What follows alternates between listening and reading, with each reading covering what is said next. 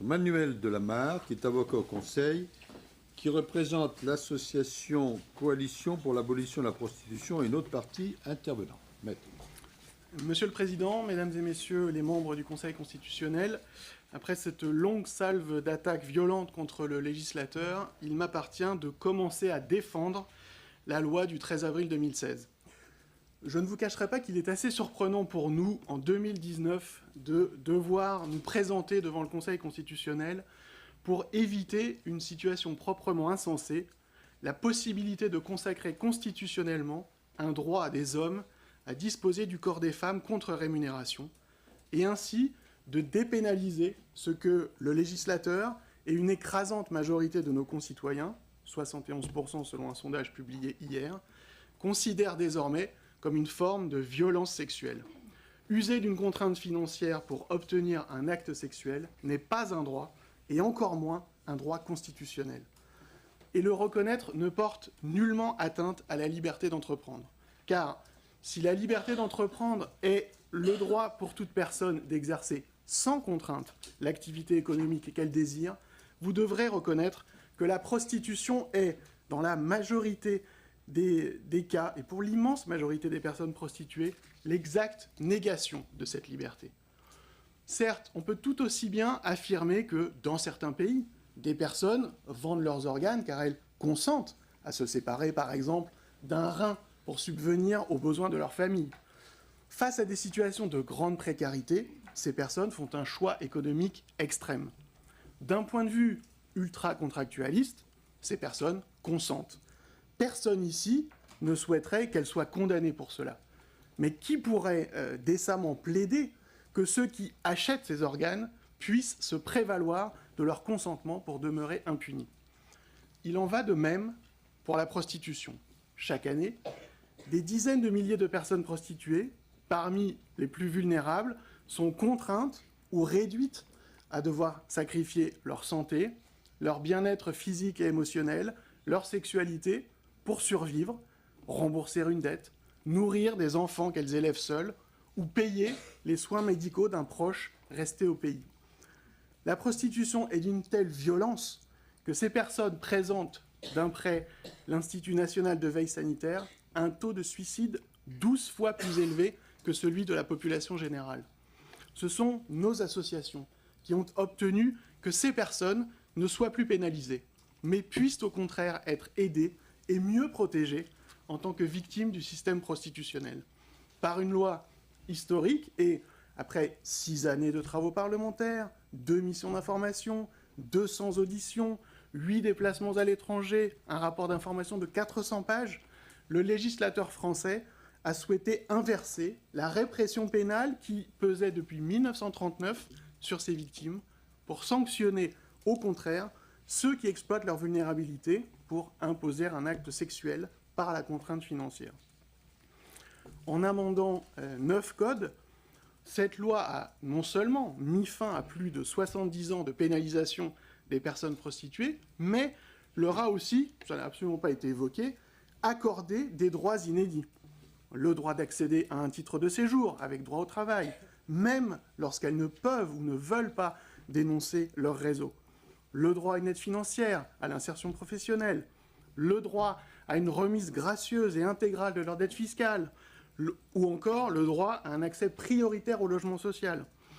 Mais les apports de cette loi ne s'arrêtent pas là. Elle a renforcé les obligations des fournisseurs d'accès pour lutter contre le proxénétisme sur Internet.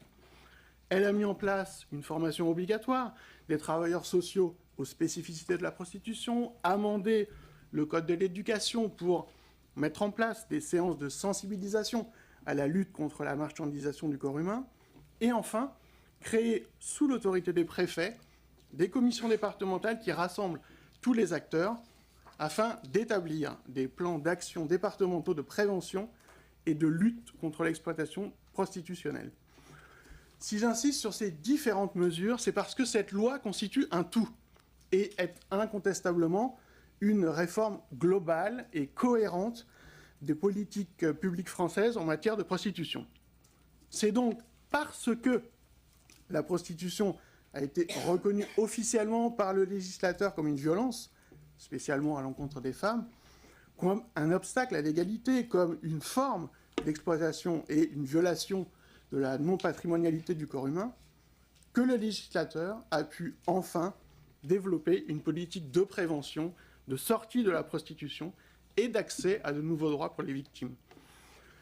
La mise en œuvre de cette réforme des politiques publiques prendra du temps, mais elle serait tuée dans l'œuf si le Conseil constitutionnel invalidait le grand choix de société opéré par le législateur lorsqu'il a décidé d'aborder le phénomène prostitutionnel sous le prisme de la lutte contre les violences sexuelles.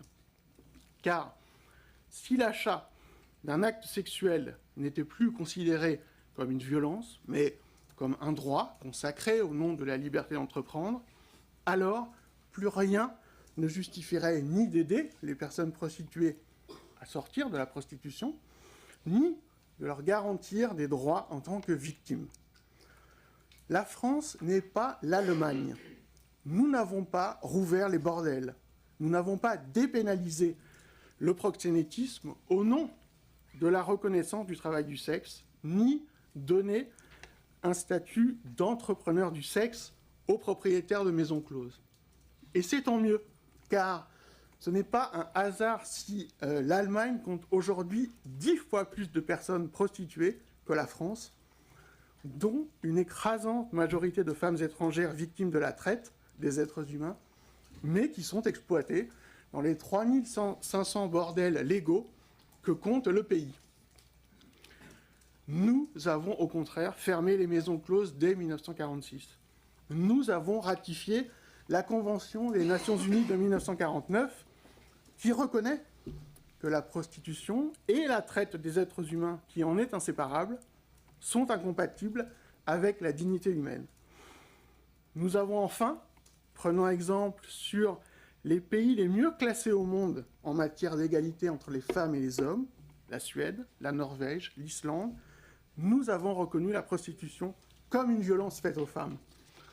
J'insiste sur ces différences fondamentales car les demandeurs à la QPC vous demandent expressément d'introduire une distinction entre une prostitution dite libre ou consentie, qualifiée de travail du sexe, et une prostitution contrainte qui serait la résultante de la traite des êtres humains. D'abord, vous ne vous laisserez pas abuser par cette argumentation, car la cheville ouvrière du présent litige, le syndicat du travail sexuel, milite ouvertement pour l'abrogation des incriminations pénales touchant le proxénétisme. Mais surtout, en 2014, le Parlement européen et l'Assemblée parlementaire du Conseil de l'Europe nous ont donné raison en reconnaissant solennellement que la pénalisation de l'achat d'actes sexuels était le moyen le plus efficace de lutter contre la traite des êtres humains.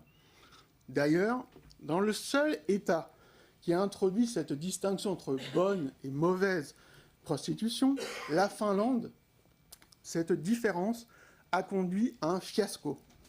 En effet, l'Union européenne a financé la publication en novembre 2018 d'un rapport comparatif qui a confirmé l'échec opérationnel de la législation finlandaise. Le gouvernement finlandais a lui-même reconnu que la pénalisation du recours aux seules victimes de la traite des êtres humains était inapplicable, les clients de la prostitution affirmant tous être ignorants du statut des victimes des personnes qu'ils consomment. Le ministère de la Justice finlandais recommande en conséquence d'introduire, comme en Suède, en Islande, en France, en Irlande, une interdiction générale du recours à la prostitution d'autrui, quitte à prévoir une circonstance aggravante pour les victimes de la traite.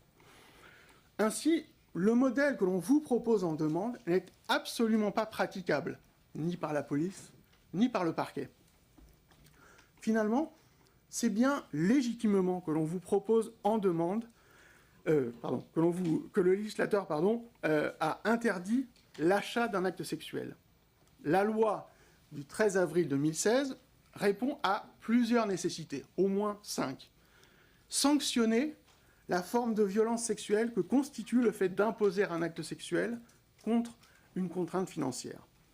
S'attaquer à la demande de sexe tarifé, qui est le principal moteur du proxénétisme et de la traite des êtres humains, continuer à extraire le corps humain du champ du marché, respecter les engagements abolitionnistes de la France qui s'est solennellement engagée à décourager la demande qui favorise la traite des êtres humains, et enfin, poser un interdit normatif indispensable à toute politique de prévention auprès des jeunes pour lutter contre la marchandisation des corps.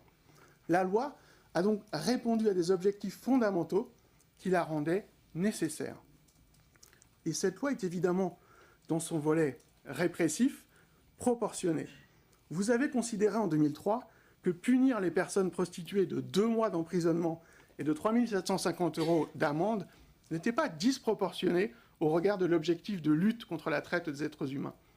Comment imaginer alors que vous puissiez aujourd'hui juger disproportionnée une simple contravention de 5e classe pour ceux dont la demande de sexe tarifé est le principal moteur et l'unique source de profit des réseaux de traite des êtres humains?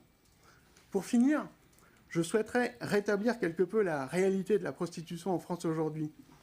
Les demandeurs à la QPC ont aujourd'hui beaucoup insisté sur la sécurité et la santé. Mais dans leurs écritures, les demandeurs vous ont quasiment présenté les personnes prostituées comme de jeunes cadres dynamiques profitant d'opportunités de marché. Le portrait robot de la personne prostituée en France est bien différent. Il s'agit, par exemple, d'une jeune Nigériane, souvent mineure, qui a traversé l'Afrique et la Méditerranée. En chemin, elle a été violée plusieurs fois, et arrivée sur nos trottoirs, c'est par la violence qu'on l'a contrainte à se prostituer. Des coups, bien sûr, mais aussi bien souvent la menace de s'en prendre à sa famille demeurée au pays. Voilà quelle est la vie de la plupart des personnes qui se prostituent en France pour nourrir la demande de sexe tarifé.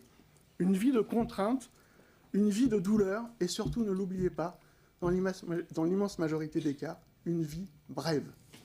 Je vous remercie.